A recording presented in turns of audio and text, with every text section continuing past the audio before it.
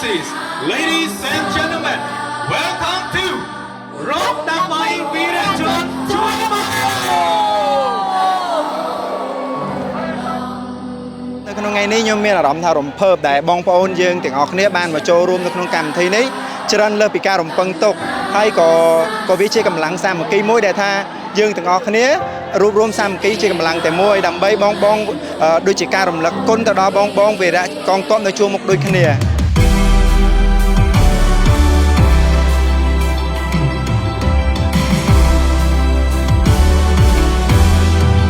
ខ្ញុំមានអារម្មណ៍ថារំភើបមែនតើសឹងតែថាអូដាមកដែលថាឃើញបងប្អូនចូលរួមច្រើនមែនតើពួកគាត់មាន